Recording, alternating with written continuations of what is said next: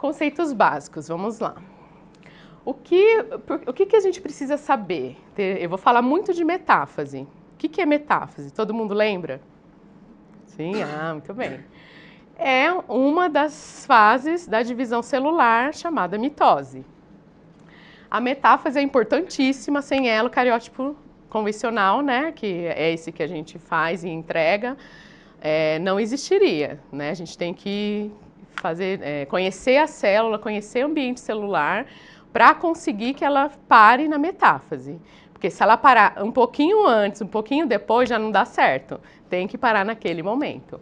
Então, só para lembrar, e aqui umas figuras, né, das fases, a célula intérfase, aí ela começa o ciclo de divisão, prófase, que eles estão começando a condensar, aí condensação máxima, que é por isso que é aqui que a gente analisa o cariótipo, quando eles estão mais condensados e bem no meio, né, no centro do núcleo. Depois a anáfase, que é a separação dos cromossomos para formar as novas duas células. E a telófase, que é o resto da divisão em si, formando duas células, né? E só para localizar vocês. Em 1960, em Denver, teve uma reunião, né, com os cientistas da época para começar a pôr a coisa em ordem, porque estava tudo meio bagunçado. Se sabia o número de cromossomos da espécie humana, mas não se sabia como que chamava aqueles corpinhos que coram lá, né, ficam na lâmina, né, que conseguiu chegar através da técnica básica. E, vamos começar a classificar isso, porque a gente viu que tem de vários tamanhos, tem uma constrição no meio, como que a gente vai chamar, como que a gente precisa começar a organizar isso. Então, foi feita uma convenção em 1960 e se definiu nomenclatura e morfologia, a partir do que eles estavam vendo lá, né, dos 46 cromossomos. Então, convencionou-se chamar braço curto, o que tem acima do centrômero, e curto a gente chama de braço P, porque vem de petit, de francês, que significa pequeno. Aí a gente tem a constrição primária, que é o centrômero, que é uma sequência de DNA altamente repetitiva. Ela tem função de suporte, de unir as cromátides, né? E o braço longo, chamado de Q, chama-se de Q só porque Q vem depois de P, tá? Então é petit, aí ficou Q, né? Às vezes a gente vê na ciência, tem umas coisas assim. E aí também a gente tem as constrições secundárias em alguns cromossomos, telômeros, que é o finalzinho dele, tanto nas duas extremidades, né, que protege o cromossomo, protege o DNA, na verdade, mantém ele estável, senão qualquer coisa chegaria e grudaria ali, começaria a transcrever, né? Então, é uma sequência também certinha, já conhecida, para proteger o cromossomo. E aí, tá de cromátido aqui. Só para lembrar, então, tem que estar esse conceito bem certinho na cabeça de vocês. Aqui a gente tem o cromossomo. O que é o cromossomo? Que ele é um corpo condensado, mas do quê? Então, a gente tem aqui o DNA dupla hélice, bonitinho, com as bases.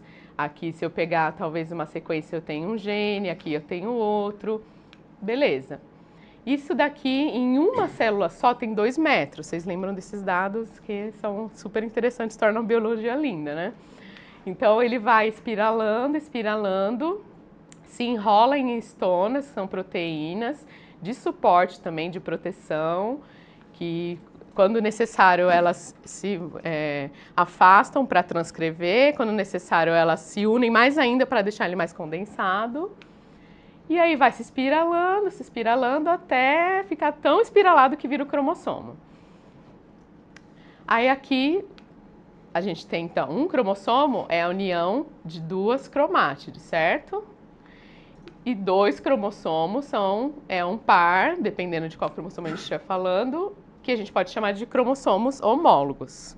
Eu vou falar bastante disso lá pra frente, então que vocês estejam certinho com esses conceitos, tá?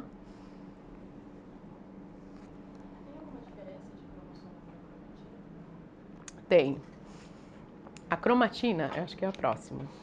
Aqui, ó, aqui é uma sequência de, vamos falar assim, como se a gente estivesse dando um zoom. A gente tem o DNA que se espiralando vai enrolando nas estonas, né? Quando ele está enrolado nas estonas um pouco mais juntinho, eu já posso chamar de cromatina. Ela não chega a ser o cromossomo, é uma fase vai antes do cromossomo. Já está espiralado, mas ainda não no seu potencial maior. Então eu vou falar também bastante de cromatina, tá? Tem que estar esse conceito bem forte na cabeça de vocês. Aí a cromatina mais condensada, mas ainda frouxa, formando já aquela estrutura que a gente vai visualizar o cromossomo, tá vendo? Unida pelo centrômero, mas mais frouxa ainda. Depois tem algumas fotos também mostrando como que fica dentro do núcleo isso. Se espirala mais até virar o cromossomo. Então, a cromatina, a gente tem duas fases dela, né? Heterocromatina e eucromatina. A heterocromatina, ela possui genes inativos. É a cromatina que se cora com um aspecto escuro, né? Vocês lembram eu vou mostrar cariótipo, mas vocês lembram do cariótipo? Tem os cromossomos com bandas escuras e bandas claras. As bandas escuras é heterocromatina. E ali tem genes que não estão ativos. Normalmente, sequências repetitivas de DNA, tá? Isso serve para suporte, né? Antes dos anos 2000, quando começou o projeto Genoma, era chamado de DNA lixo.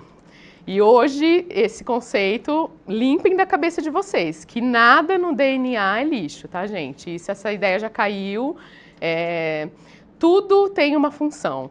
Mesmo que não transcrevam um gene, propriamente dito, diretamente, o que for transcrito ali que não vai ter uma função gênica, ele vai estar regulando outra região, pode ser aqui perto, pode ser lá longe, pode ser só de suporte, pode ser um microRNA que vai trabalhar longe ou fora até do núcleo. Então, assim, esse conceito de DNA lixo não existe mais. Se vocês têm algum livro que fala disso, pode comprar outro livro, tá?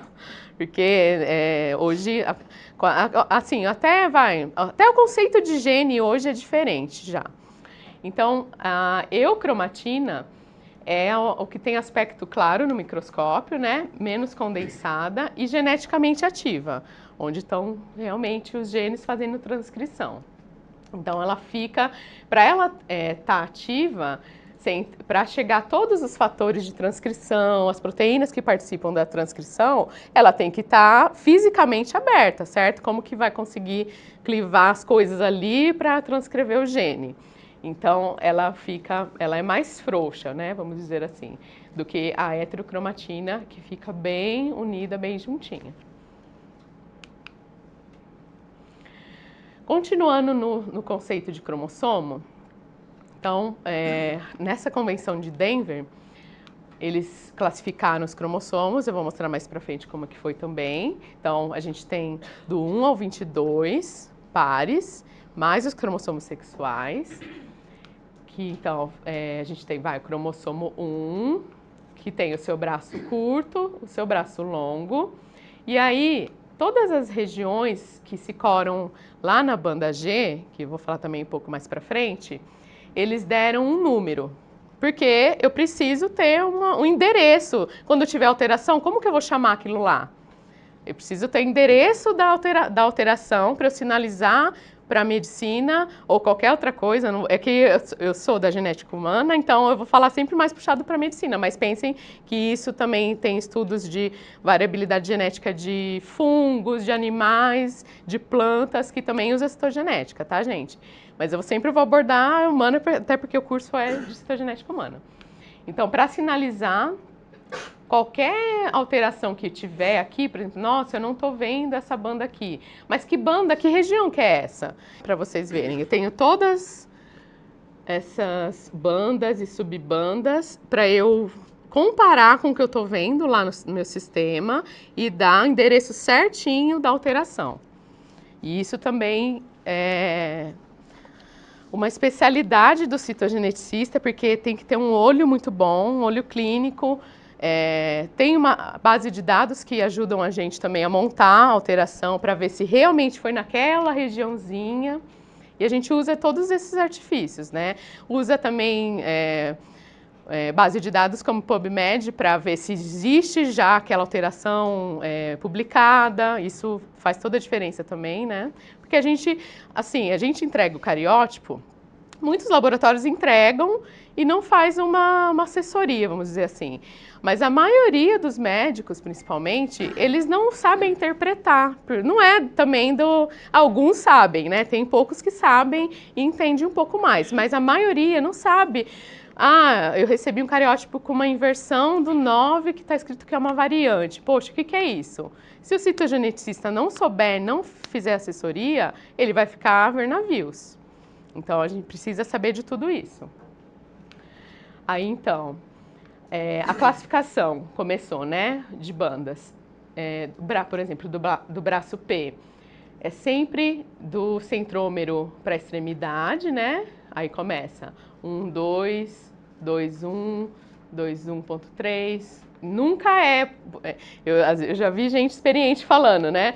Ah, banda 12. Gente, não existe banda 12. É banda 1, 2. Porque é banda região e banda. Região, banda e subbanda. Você nunca pode falar que é banda 31, tá? Isso é um erro bem comum, já vi até em congresso gente grande falando, não pode. Então agora vocês sabem, quando vocês virem alguém falando, vocês vão corrigir, tá? Vamos combinar isso. Região, banda e subbanda. Então, eu tenho uma alteração lá, eu vi uma deleção na banda 3.4.2, é assim que a gente fala. Ou 3.2.2, tá bom? Então, continuando a classificação, né, lá de 1960, braço curto, braço longo, P e Q, morfologia e posição do centrômero, e tamanho, né, também. Então, os cromossomos que possuem o centrômero bem no meio, que deixa os dois braços exatamente do mesmo tamanho, a gente chama de metacêntrico. Os cromossomos onde o centrômero não fica no meio, ele fica como se fosse na metade de um dos braços, né? Se a gente for pensar, mais para uma extremidade do que para outra. A gente chama de submetacêntrico. E os cromossomos que só tem um braço, a gente chama de acrocêntricos. Então, ele tem um braço, né? Na verdade, ele tem um bracinho pequeno. Tem cromossomo, só que não na espécie humana, que não tem realmente nem um pedacinho do braço P onde fica, né, plugado o satélite. Eles chamam de telocêntrico, que são cromossomos mais vistos em animais, tá? Mas na espécie humana a gente não tem, então eu não coloquei. Então ele tem um bracinho quase que invisível P, onde se liga o satélite. O satélite, eu vou falar também um pouquinho mais para frente, mas é uma região repetitiva de DNA que não sei se vocês lembram, que eles possuem as bandas Agenor, né, que são as reguladoras de proteína ribossômica, tá? Mais para frente eu vou mostrar mais isso. Então aí também foi classificado os tamanhos. Grande, médio e pequeno, né? Isso não tem nenhuma dúvida. É só a gente ver, né? Falando um pouquinho de resoluções, o que é resolução? É o mesmo pensamento lá da nossa TV. Minha TV tem uma resolução de não sei quanto por não sei quanto. E uma resolução maior, ela vai ter uma nitidez maior, ela vai ser mais bonita, ela vai ser mais visível. Então, é o mesmo pensamento para cá. Uma resolução baixa, eu vejo mais ou menos 400 bandas. Então, eu consigo ver as regiões e bandas. Uma resolução alta, eu vejo uma média de 850 bandas. Eu consigo ver regiões, bandas e subbandas. E altíssima, 2.000 bandas, a média. Eu vejo todas as partezinhas. Só que assim, gente, isso daqui na rotina de citogenética não existe, tá? Porque você precisaria de um profissional muito... Só para fazer um exame desse, talvez para 2 semanas. É totalmente inviável. Então, lá antigamente se usava fazer, mas nunca chegava nessa resolução. Ficava mais ou menos parecida, próxima de 850 bandas. Só que demandava muito trabalho e assim, só quando você já tem uma desconfiança, por exemplo, que o paciente tem um problema no cromossomo 13. Aí você vai fazer um cariótipo de alta resolução e você só vai olhar o cromossomo 13, especificamente, porque é uma doideira você ter que olhar e ver todas as bandas, imagina, de todos os cromossomos, tá? Então, era só para resolver dúvida. Hoje ainda tem alguns lugares que fazem, nesses casos, só para resolver dúvida. O que a gente trabalha no dia a dia é de baixa resolução, fica entre 350 a 500 bandas, mas normalmente não fica 550, assim, alguns materiais conseguem chegar, por exemplo, cariótipo de sangue periférico tem capacidade de chegar, agora cariótipo de medula, assim, você vai ver, não existe, assim, é muito difícil, a não ser, nem os que a gente recebe como teste de proficiência do CAP, que assim, eu vou mostrar depois, o cariótipo são os cromossomos perfeitos, assim, aquele de livro maravilhoso. Nem o deles, a de medula, chega em 550 bandas. Então a gente fica tranquilo, né? Lá a gente está fazendo o nosso melhor, então realmente não vai conseguir ver. Mas se você tiver uma boa técnica, uma boa triagem celular, uma boa cultura, assim, tudo levado na rédea curta, né, para medula, por exemplo, você consegue pegar alteração mesmo em resolução baixa. Então, assim, depende do olho também, né, dos olhos, na verdade, porque o ideal é sempre 2 citogeneticistas trabalhando junto e você consegue pegar alteração sim, não precisa de uma resolução tão... Porque tudo ajuda. A clínica, você conhecer a clínica, alguns outros exames que o paciente de oncohematologia acaba fazendo, né? Então a gente faz um pacotão ali e correlaciona, né? Então aqui alguns exemplos, né? Ó, de baixa, alta, aqui também é alta, não é altíssima, e aqui é altíssima. Então isso daqui, gente... A gente olha assim, eu só sei reconhecer mais ou menos por causa da posição do centrômero que está dividindo um cromossomo metacêntrico, ainda assim, né, não está tão igual, mas aqui também, né? Isso daqui a gente não analisa no dia a dia, tá? É inviável totalmente. Deixaria muito mais lento o cariótipo, que já é demorado 30 dias para liberar, né? Deixaria muito mais lento, mais caro. E, sim, você teria que ter um profissional só para fazer isso, né? Então, aqui, eu falei tanto deles, né? Não tinha ainda mostrado. Os cariótipos normais, feminino e masculino. Para vocês lembrarem, olha que bonitinho. Sou apaixonada por isso, gente, de verdade. Então, aqui a gente tem uma resolução média, né? Uma banda bem bonitinha. Então, a banda... tem que estar desse nível para até um pouco mais para a gente conseguir um resultado bom, um resultado confiável. A gente trabalha muito para isso, né, na hora de fazer o bandamento G. Então, só para representar tudo que eu falei. E aí, deixa eu voltar aqui. Continuando sobre a Convenção de Denver, os cromossomos foram classificados, então, pelo tamanho, né, o que eu já venho falando, então, do maior para o menor, só que aqui ainda tem um gap que eu vou falar depois.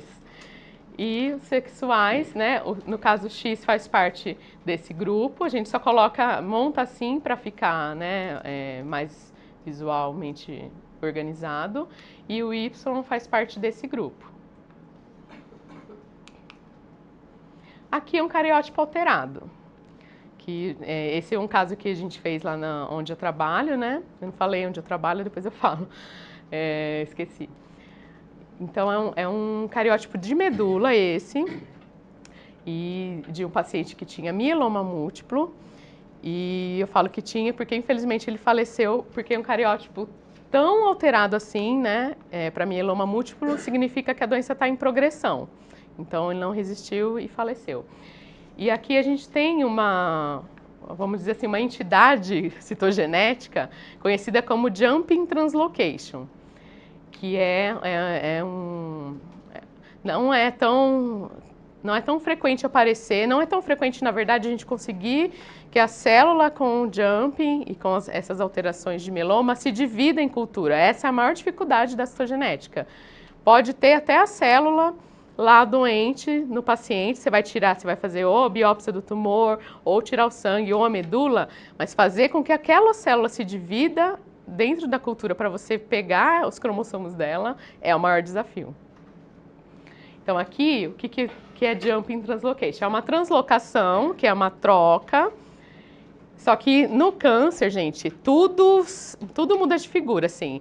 Falar, a translocação é uma troca recíproca de cromossomos, nem sempre para câncer, tá? Por quê? Aqui, tá vendo aqui, ó, esse pedacinho do 7, esse pedacinho do 14 e esse pedacinho do 19? Na verdade, esses 3 pedacinhos são o braço longo do cromossomo 1, que se multiplicou, se replicou e saiu colando doidamente em outros cromossomos que também estavam instáveis.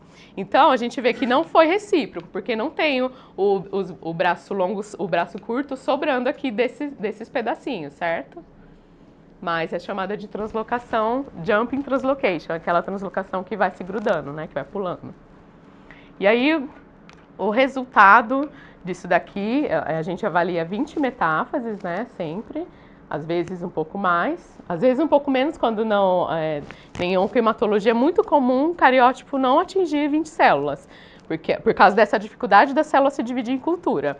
Então, às vezes a gente consegue, a partir de 3, assim, posso liberar, né, 3, aí eu coloco, que foram vistos só em 3 metáfases, ou normal, ou alteração, e eu coloco uma nota, que é um cariótipo incompleto, que quando necessário, quando oportuno, pode repetir de novo, né? Repetir de novo não, redundância, mas repetir o cariótipo no caso da medula. Normalmente os pacientes de oncohematologia fazem a cada 3, 6 meses o cariótipo para ir controlando, principalmente se apareceu a doença, se apareceu alteração na doença, para a gente ir acompanhando, né, se está evoluindo, se o medicamento está fazendo efeito, é tudo através do cariótipo. E aqui tem, entre outras, né, alguns pedaços não identificados. Aqui a gente chama esse pontinho aqui de minuto, porque um minuto é uma coisa muito pequena, né? E é uma amplificação de alguma parte que a gente não consegue saber aqui, né? Aqui não tem como saber. Daria para saber usando outros métodos de citogenética molecular daí, tá? Então, esse resultado aqui é referente a essa metáfase. Não foi o resultado... Ah, não, aqui está o resultado final, agora que eu estou vendo.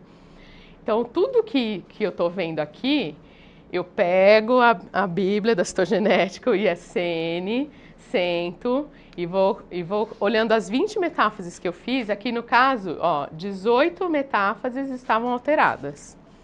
Aqui 2 estavam normais. Eu pego o ISCN e vamos lá. O que eu estou vendo? Essa metáfase não tem trissomia 3, mas outras com certeza tinham mais de 3 vezes, mais de 3 metáfases, 3 ou mais, né, na verdade, tinham a trissomia 3. Então aí eu considero como resultado.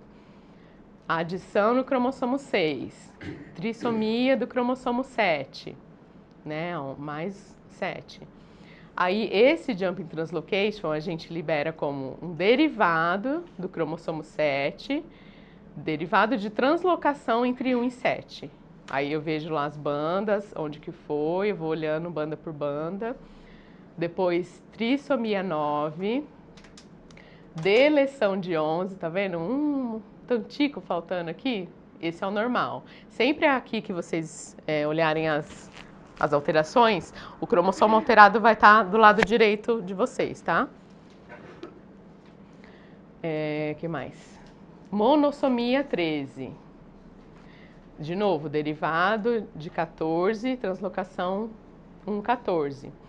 Toda essa sequência, não vou falar tudo, né? Não tem porquê, mas toda essa sequência, até de que alteração eu ponho primeiro, de qual cromossomo vai aparecer primeiro, é tudo no ISSN. E é tudo, se for a alteração, são as primeiras pelo alfabeto, então a adição, bem, né, o A vem antes do D, aí tem o DEL, aí tem o DER, vem antes do M, então é tudo por ordem alfabética e ordem dos cromossomos também. Então, primeiro eu vi o quê? O 3, tá? Aí depois, olhando aqui, pula aqui que esse daqui é por último, tá? Eu vi a alteração do 7, então é o 7. Aí vai acompanhando, agora é a alteração do 9, então assim vai. É tudo na ordem que se vê os cromossomos versus a ordem alfabética das alterações, tá? Se eu tiver os dois cromossomos homólogos alterados, eu tenho adição em um e inversão no outro, o que vem primeiro? A adição do o que eu falei? 11, sei lá. A adição do 11 e depois a inversão do 11. Os dois homólogos. E ainda assim eu preciso sinalizar que o cromossomo 11 da inversão, que é o segundo, é o homólogo e não um cromossomo só, senão vocês entendem que vai ficar, vai parecer que é um cromossomo com adição e com inversão. Então, o que eu faço? Eu coloco um sublinhado embaixo do cromossomo. Aqui eu não tenho nenhum exemplo, mas, por exemplo, se tivesse aqui menos 13 e... menos 13 não dá para fazer, mas DER 13 e DER 19 e AD 19, né? O AD 19, aí o DER 19 eu faria um risquinho aqui embaixo. Isso, para todo mundo que olhar, que conhece, ele vai falar, a outra alteração é no cromossomo homólogo, e não são duas alterações no mesmo cromossomo, tá? Então, aqui é o ideograma do cariótipo, ou cariograma. Todos os cromossomos mapeados com regiões, bandas e subbandas, que é isso que eu uso para achar ponto de quebra, de alteração, para achar alteração também, porque às vezes você está olhando, nossa, parece que essa banda não tinha que estar aqui. Será que ela existe? Porque às vezes se ele estiver um pouquinho mais espichado, eu posso, alguma banda pode ficar um pouco mais forte, pode não ser alteração, pode ser artefato da técnica. Então, eu venho para cá e vou comparar a banda. Pego o cromossomo mais esticadinho que eu tiver, com uma banda bem bonita e vou fazendo, manual mesmo o negócio, manual e olhar, né? Olhando e comparando, tá? Aí, eu estava falando naquela hora do tamanho cromossômico, sim, foi classificado, né, do cromossomo 1, foi dado o nome do cromossomo 1 por causa do tamanho dele, que era maior, e em seguida, né, então o X ficou entre o 7 e o 8, o Y entre 20 e 22. Opa! Por que aqui o 21 está depois do 22? Porque lá em meados dos anos 2000, quando o projeto Genoma foi concluído, 2000 e pouquinho, né, foi concluído, que fizeram o sequenciamento de todos os cromossomos do DNA, né, da espécie humana inteiro, eles chegaram à conclusão que o 22 tem mais pares de base do que o 21. Como isso foi feito numa época, foi chamado, né, numa época que não existia sequenciamento ainda, então eles ficam, não vamos mudar, porque agora já está estabelecido, mas a gente vai avisar que o 22, que o 21 na verdade é menor que... tem menos pares de base do que o 22, porque senão teria que chamar ao contrário, né? Então é o único gap que teve de classificar por tamanho, né? Daí.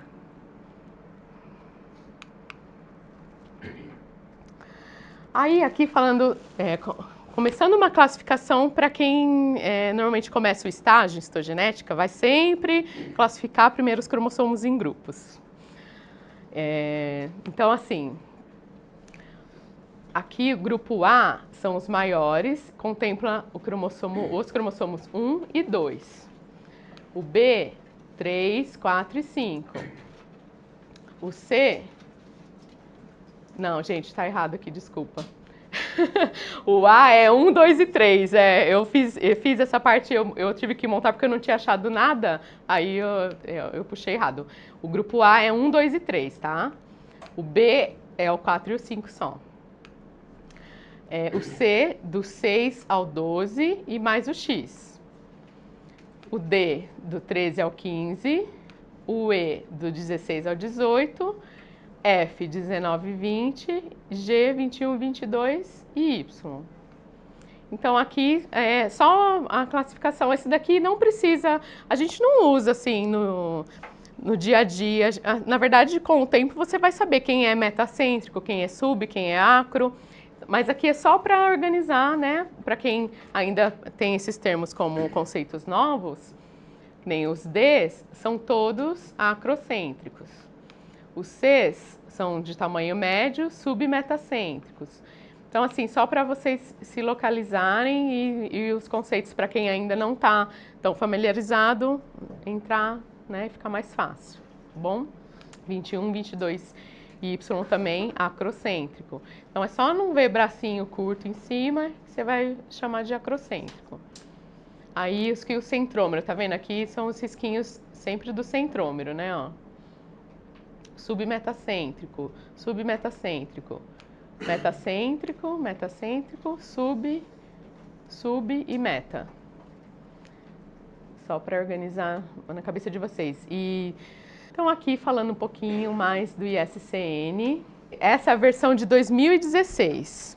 É a mais nova, né?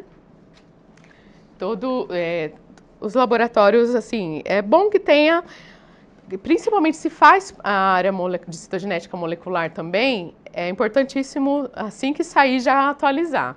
Porque tá saindo bastante coisa nova na área de molecular, citogenética molecular. Para a citogenética mais clássica, convencional, que é essa vai da nossa rotina, de cariótipo, não muda, acho que não muda muita coisa faz alguns anos já. Aí aqui todas as versões, a primeira, olha gente, de 1960, a primeira saiu em 95 só. Imagina a bagunça que foi de 60 até os anos 90. Cada um devia fazer de um jeito, né? Ficava meio bagunçado. Aí depois em 2005, depois em 2009, 2013, que é esse que está aqui, começou a sair a parte de citogenômica, né? Que é citogenética molecular também. E aí aqui, acho que vocês não vão conseguir ler, ficou muito pequenininho. Mas o que mudou drasticamente de 2013 para 2016? Antes era International System for Human Cytogenetic e agora é Cytogenomic, porque a citogenômica engloba a citogenética clássica e molecular. Então ela é a área que está hoje em crescimento maior, né? Que está aparecendo bastante coisa nova, que precisa de nomenclatura atualizada e então eles decidiram chamar de cytogenômica.